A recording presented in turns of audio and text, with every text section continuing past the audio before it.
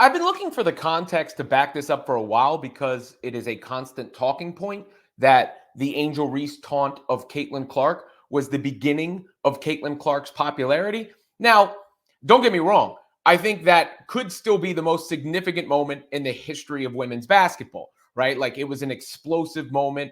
It's led to so many talking points since, and obviously it is a image that will live in history forever. Angel right there, Caitlin right there. No one will forget where they were when they saw that. And the game did get popular and did blow up on a national stage after that, and endless talking points were created. That game drew 9.9 million viewers. The next year, South Carolina against Iowa was almost 19 million viewers. So there was a massive explosion. Now, of course, Reese wasn't involved in that national championship game, but it's fair to say the momentum from that carried over. And of course, Angel has become a star in her own right. But I've said this a lot to people when this topic comes up, that I remember my time at SI then. I had a boss, the Casino King, is what he is now. You can follow him on various social media platforms, but he's from the Midwest, and he said, you got to check out this girl, Caitlin Clark. You should do something around her.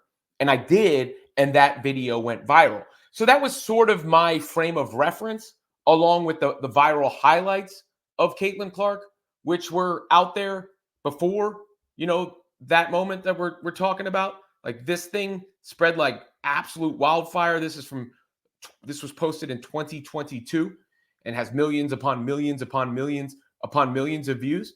So that is more evidence, right? But it doesn't exactly crystallize and quantify beyond what you're seeing sort of anecdotally there. Well, a new piece from The Athletic dropped, and it's a fantastic piece. I recommend it.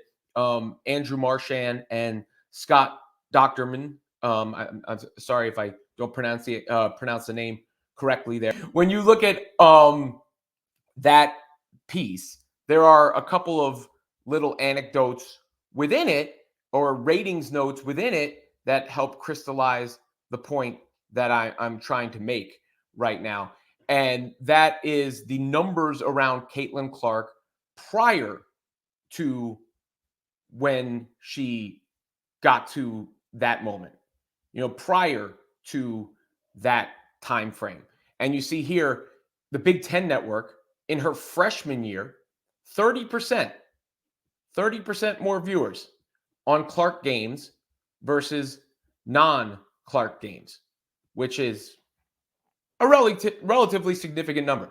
Then the next year, in Caitlin Clark's sophomore year, that was even higher. 98% higher than other women's games in her sophomore year.